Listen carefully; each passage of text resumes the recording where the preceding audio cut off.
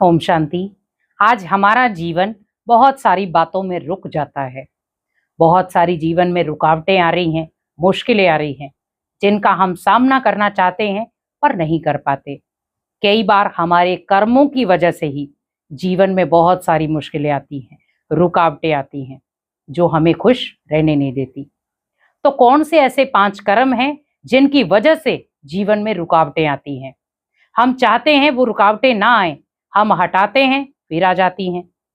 तो हमें ध्यान रखना है कि अगर इन 5 कर्मों को मैं जीवन में परिवर्तन कर दूं तो मेरी रुकावटें भी परिवर्तन होना शुरू हो जाएंगी। पहली रुकावट जो हम कर्म के आधार पर कर रहे हैं, जो पहला कर्म है वो है मेरा व्यवहार। हमारा दूसरों के प्रति व्यवहार कैसा है? क्योंकि आज आप देखें कि व्यक्ति का जो व्यवहार है वो खुद के प्रति नहीं, अनेक आत्माओं के प्रति बहुत गलत है। सामने वाला क्या उसके साथ उपेक्षा रख रहा है, लेकिन उसका सिस्टम ओनली अपने अकॉर्डिंग चल रहा है। अपने व्यवहार को परिवर्तन करो। कहते हैं ना, व्यवहार से परिवार बनता है, परिवार से संसार बनता है, संसार से संस्कार बनते हैं। आज आप देखें, घर में 4 सदस्य हैं, उन 4 सदस्यों में संस्कार अलग अलग हैं। उन 4 सदस्यों में संस्कार अलग अलग है। हर एक के साथ आप मैच नहीं कर सकते, लेकिन आप खुद को चेंज कर सकते हो। हम कहें वो व्यक्ति चेंज हो जाए, पॉसिबल नहीं है। हम अच्छा क्या कर सकते हैं? खुद को चेंज कर दे, रुकावट खुद ब खुद खत्म हो जाएगी। क्योंकि रुकावट कब आती है, मुश्किल कब आती है जीवन में? जब हम सामने वाले व्यक्ति की व्यवहार को देखते हैं, उसको देखते रहते हैं। तो क्या हुआ? जब हम उसको देखते रहेंगे तो क्या होगा? जीवन में रुकावट। आज मान लो आप रास्ते पे चल रहे हो, सामने आपने पहाड़ देख लिया, लेकिन ओनली आप पहाड़ को देख रहे हो, आप रास्ता नहीं ढूंढ रहे हो। क्या होगा? समय वेस्ट। और अब वहां पर आपका व्यवहार कैसा हो जाएगा? चिड़चिड़ा। अरे एक तो मैं लेट हो रहा हूं, दूसरा ये क्या हो गया। मतलब हम खुद तनाव में आ जाएंगे। तो रुकावटें हम खुद लाते हैं और हटाना भी मुझे खुद है। तो मीन्स पहला कर्म क्या था? व्यवहार हमारा कैसा है। अब उसे मुझे परिवर्तन करना, ये थी नेगेटिव साइड। अब मुझे पॉजिटिव साइड लेनी है, मीन्स रुकावट को हटाना भी है। तो वहां पर ध्यान रखें कि मेरा व्यवहार कैसा हो, पॉजिटिव। मुझे हर चीज में पहाड़ नहीं देखना है, मुझे हर चीज में रास्ता देखना है। कोई व्यक्ति क्या कर रहा है, मेरे प्रति क्या है, पर मुझे ध्यान रखना है मेरा रास्ता साफ सुथरा होना चाहिए, रुकावटों भरा नहीं। अगर रास्ते में आपके बहुत सारी रुकावटें आ रही हैं, भले वो आपके व्यवहार के चक्कर में ही हो, तो आप सोच ले मुझे अपने व्यवहार को बदलना है, क्योंकि वही सबसे बड़ी रुकावट है। हम खुद को बदलना नहीं चाहते, हम चाह रहे हैं दूसरा बदले, लेकिन मुझे खुद को बदलना है, मैं सामने वाले को नहीं बदल सकता। दूसरा कर्म, नेगेटिव सोच बदलो। क्योंकि नेगेटिव चीज एक ऐसी चीज है जो आपके अच्छे भले सिस्टम को खराब कर जाए। व्यक्ति बार बार नेगेटिव सोचता जाता है, कर्म गलत हो जाते हैं उसके। और नेगेटिव सोच का परिणाम ही कर्म गलत है। अभी यहां पर या तो मैं नेगेटिव सोच से अपने जीवन में मुश्किलें ले आऊं, या मैं उसी सोच को खत्म करके कर्मों को सुधार कर जीवन की मुश्किलों का हल ढूंढूं।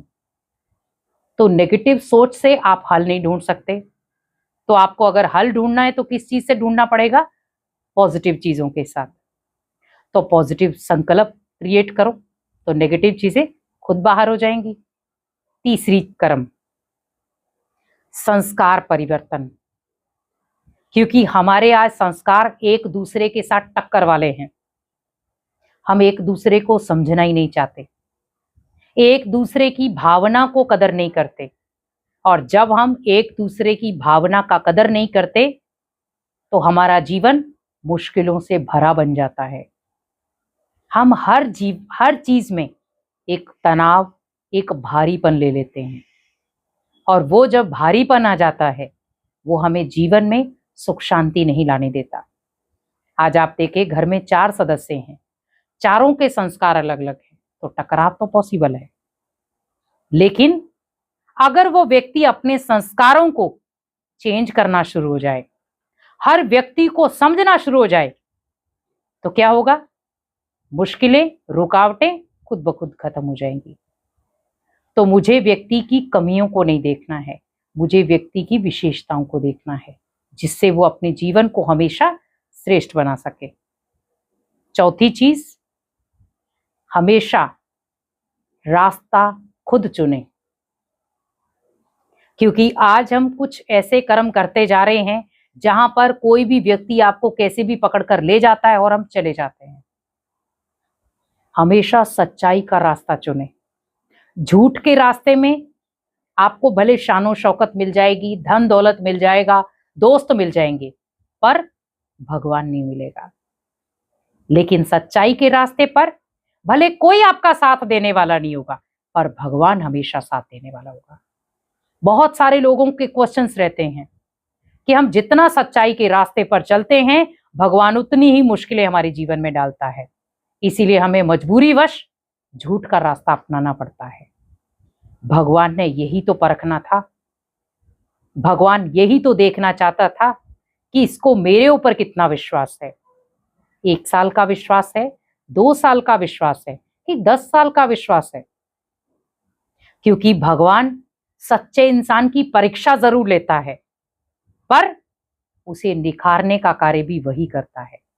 आज आप देखें कि जब आप हीरे को लेते हैं, अगर उस हीरे में कोई दाग होगा, क्या उसकी वैल्यू अच्छी होगी, ज्यादा होगी या कम होगी?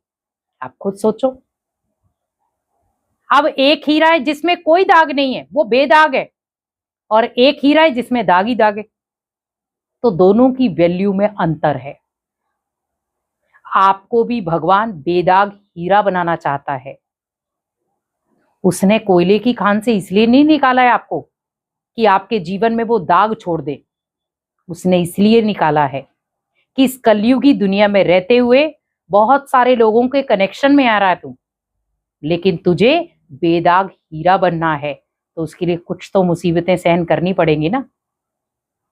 तो सच्चाई के रास्ते पर चलना कठिन है, पर भगवान के दिल पर चढ़ जाता है वो व्यक्ति।